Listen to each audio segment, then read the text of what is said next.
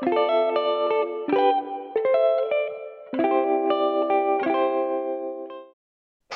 Julie. Welcome to the Money Minutes. Hi, Seema. Good to have you. Thank you. I'm going to ask you, just to start out, tell me a little bit about yourself and also tell me what is SR&ED and how do you help clients? Talk about your firm and you, please. Oh, well, sure. My name is Julie Bond. I'm the president of Bond Consulting Group. And Bond Consulting Group is for sure one of the largest independent SR&ED firms in Canada.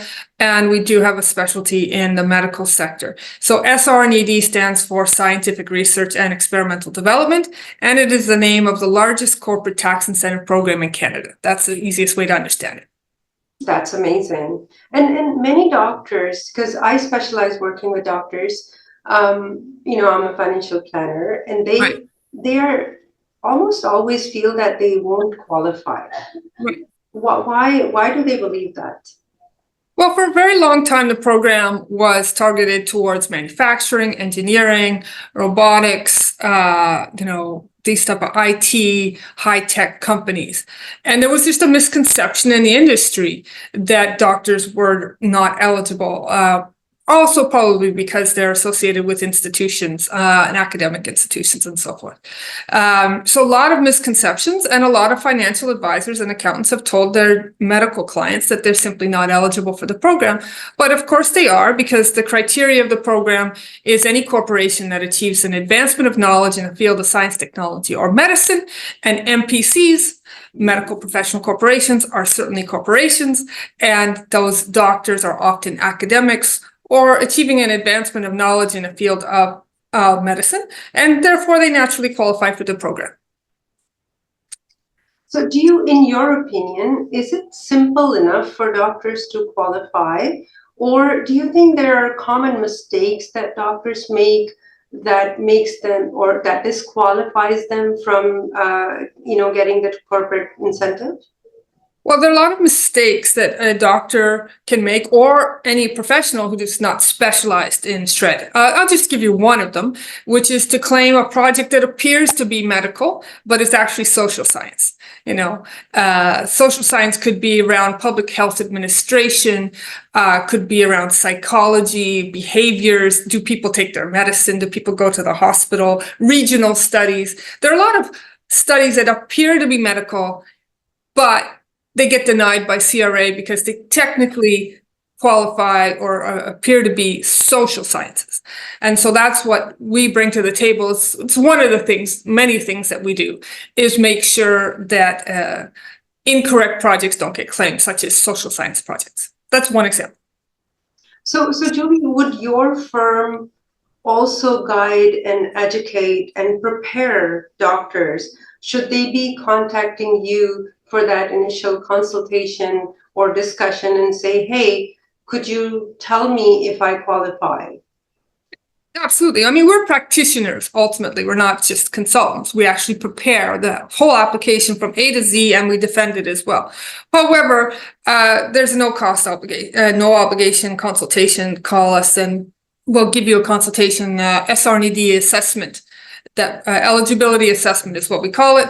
And for anybody who is interested in pursuing the program and would like to talk to a professional, that's a courtesy, of course. Okay, so we talked about common mistakes. Could you tell me things that doctors, I know some of them will reach out to you automatically, but others are a bit shy and they might not. So what are some of the things they can do to prepare their MPCs to qualify for SR&ED?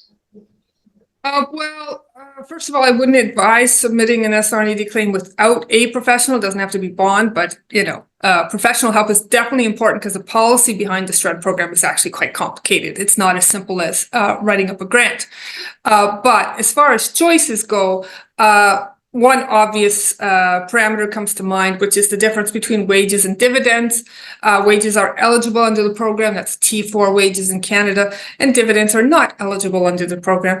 Therefore, having a professional who could guide you through these choices and making sure that you have expenses on your financial statement that are aligned with the program is definitely going to help you qualify for the program, or at least get a benefit out of the program. Yeah. And Julie, I also know doctors and MPCs that hire students, that hire help for Yeah, research and stuff. Do these, does the staff qualify for any sometimes. incentive from the government? Yeah, any expense that's eligible under the program and is incurred by the corporation is potentially eligible. It has to be worked directly commensurate with the needs of a study, a hypothesis, which has an uncertainty in a field of science, technology, or medicine. And so any expenditures, a professional can also guide you. There are a lot of common mistakes people make. Again, what they think is eligible may not be eligible. A professional can tell you the difference. But it's not just the academic or the doctor's time. It could be their support staff, research assistants, clinical assistants, technicians, and so forth. Yeah, for sure.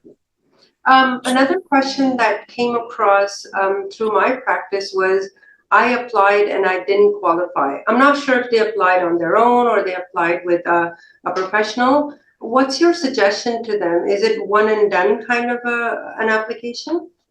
Well, every year stands on its own. So it could have been denied. We've seen many denials because they claim social science projects instead of medical science projects. Also, the policy has changed over the last 8 to 10 years. So about 8 years ago, there were many denials. Bond has a very, very good success rate over the last 8 years. Effectively, 100% of our cases have been accepted and accepted as filed. So we understand the policy very well, but there are some complexities to the policy. And so if you prepare the claim yourself, you're, almost bound to make a mistake because you may not know how to separate your time from SR&ED time, from clinical time, from grant time, from academic time. There's a kind of, no pun intended, a science behind it. So that's one of the things we do for our clients, is to make sure that they're only claiming eligible time and then they don't run into these problems with denials. Yeah. And Julie, you and I both know that doctors are probably the busiest people alive on this planet. Yes, of course. So what sort of time commitment are they looking at when they need to prepare for these documentations to submit? Well, we make it as easy as possible. Many of our clients are actually published academics, so they send over their publications and we take it from there. They send over their financial statements and we take it from there. So many of our clients say that this whole application, it only takes a few hours of their time, sometimes less. It depends on if they're published or not. If their work is unpublished, then we need to do a little bit more of an interview. It's a fairly efficient process. And because SR&ED is all we do and medical is our specialty, we know exactly how to make this efficient as possible. And we have a great number of testimonials to that effect. Yeah. Absolutely. And I'm going to post a link to your website. I'm going to post your contact info on this message as well, so they can reach out to you. One last question. If let's say a group of doctors are working together and they have their own setup and they also have research set up separately, does that make things easier for them? Well, we analyze every individual MPC on its own. Mm-hmm. And so that's our approach. And sometimes people get confused because they're joint, appear to be joint academic ventures, but we'll sort that all out for you. It's what we do all the time. And a lot of times a client will think that their research is there and we identify it kind of a little bit differently and position it to the government towards the medical professional corporation. Again, this is what we do day in and day out. Every single client is going to get an SR&ED analyst assigned to them, and they'll go through all of their options for them. Yeah. Well, thank you, Julie. Thank you so much. And the kind of feedback that I'm getting from my clients that are working with your team has been amazing. Oh, thank you. Especially in terms of preparing them, educating them, getting them ready for paperwork, and also just making them feel relaxed that it's something that we're going to be doing on an ongoing basis. So it's better. I was amazed at that. So I thank you for that. You're doing an amazing job, and it's great to know that you're the top independent consultant in this field, which makes me feel very comfortable. When professionals are carrying too many bags, I feel very uncomfortable. You Yeah. know, I would rather be I would rather be someone who is an expert in my field and I know everything, and I reach out to other experts that are good at in their field. Right, right.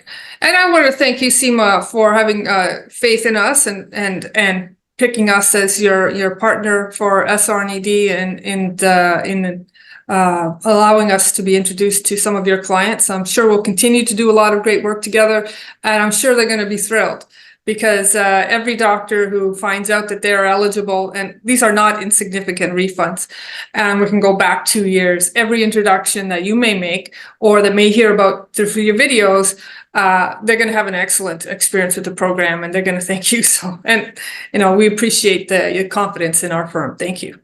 Thank you. I appreciate it. And thank you so much for coming to the Money Minutes today. Yeah, thank you very much.